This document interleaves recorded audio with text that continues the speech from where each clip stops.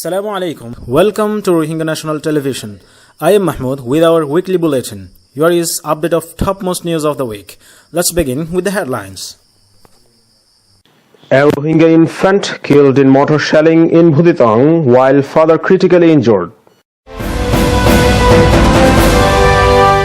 Burma rejects UNHCR resolution on safe return of Rohingya. Rights group and Rohingya thank Indonesia for rescuing 94 stranded Rohingya.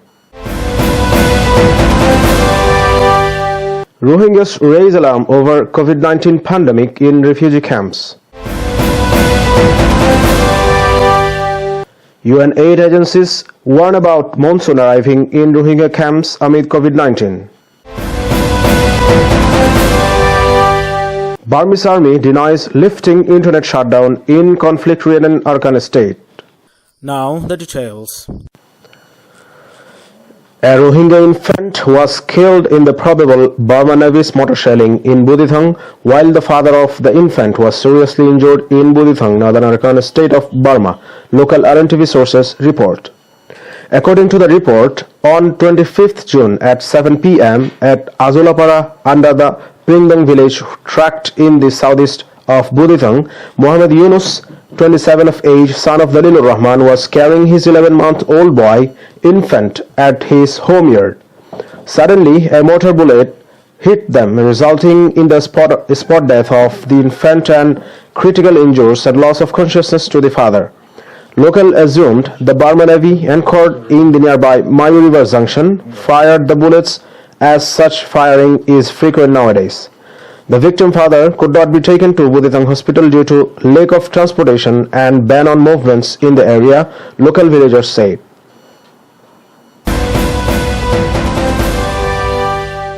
Burma rejected the draft resolution on situation of human rights in Myanmar tabled by the European Union (EU) on 22nd June 2020 at the 43rd session of the United Nations Human Rights Council (UNHRC) in Geneva, Burma state media reported. In a statement to the Council, permanent representative of Burma, Wu Shawmotun, randomly mentioned that the EU's draft resolution would in no way contribute to finding solutions to overcome the challenges faced, but rather complicate the ways of solutions. The Council adopted the resolution on June 23, 2020, directing Burma to create conditions that will ensure a safe, voluntary, dignified, and sustainable return of Rohingya Muslims. The 47 member of UNHRC adopted the resolution with 37 votes in favor, 2 against, and 8 abstentions. The Council further called upon the government of Myanmar to provide media, independent observers, and diplomatic corps full access to the country. The Council also stressed on the need to look into the root cause of human rights violations and abuses that took place against the Rohingya ethnic minority in Burma's Arakan state.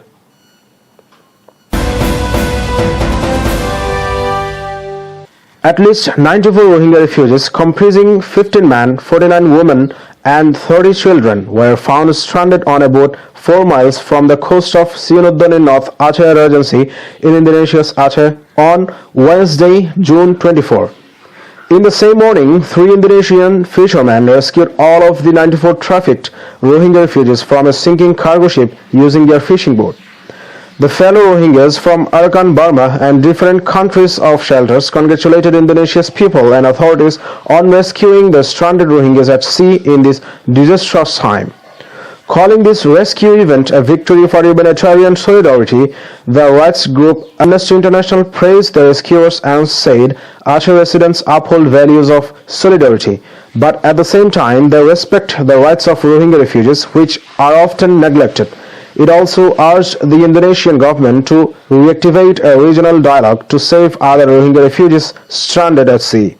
The United Nations High Commissioner for Refugees (UNHCR) has announced that it will cooperate with the Aceh administration to quarantine the refugees. Currently, hundreds of Rohingya refugees are stranded at different sea routes and being not rescued by the countries like Malaysia, Thailand, and others, while many are dying due to shortage of foods and torture of the traffickers.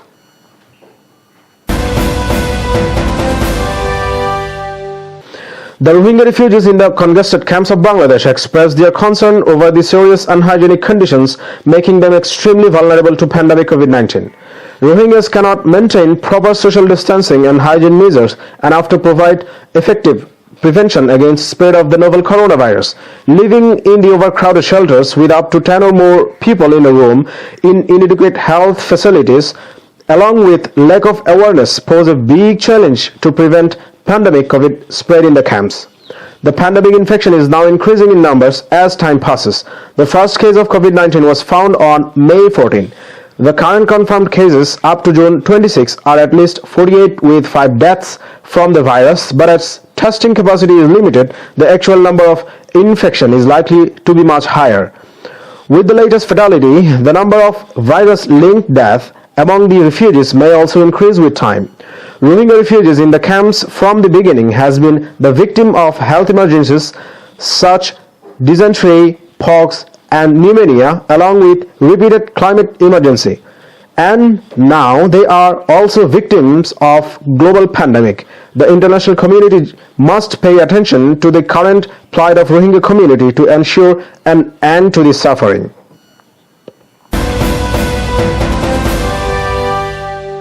Rohingya National Television or RNTv, an online authentic voice and vision of persecuted Rohingya, strongly committed to broadcast the sufferings of Rohingya among the people of the world. You can watch our program in Rohingya, Bengali, English, Arabic and Burmese language. For getting updates on Rohingya, please like, subscribe, share RNTv programs and let know the plight of the stateless Rohingya people at YouTube, Facebook and Twitter. Subscribe RNTv and stay with us. Rohingya National Television, RNTv.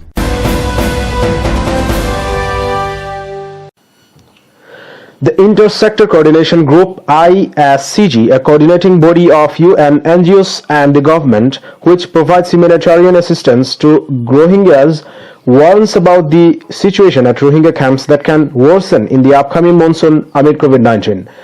The monsoon will exacerbate the current dire situation in the cramped camps where almost 860,000 refugees live.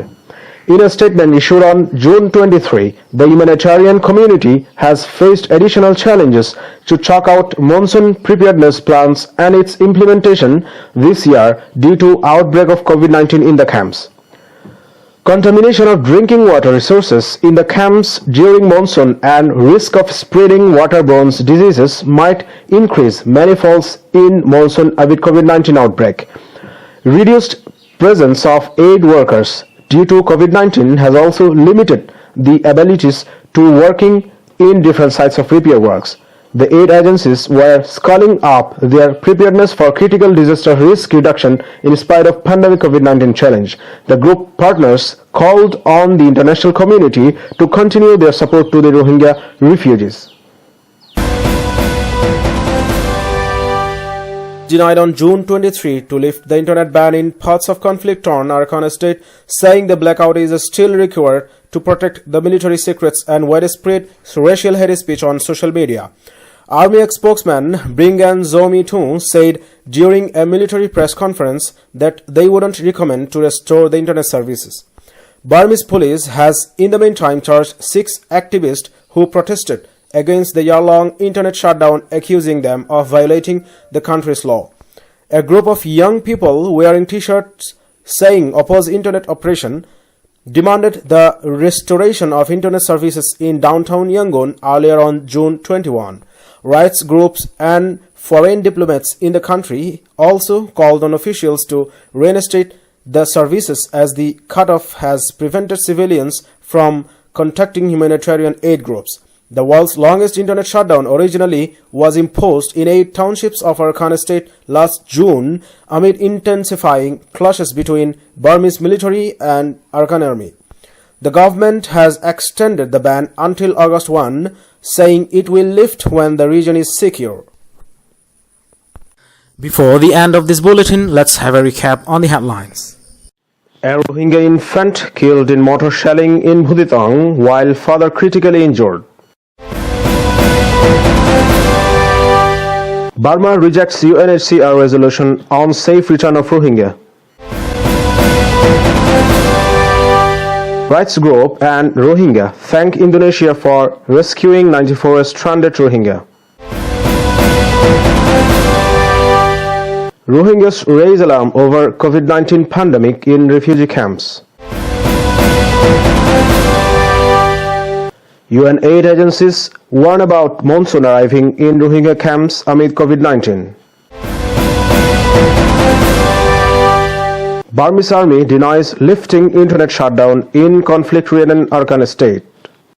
Dear viewers, thanks for being with us. Stay tuned. Allah Hafiz.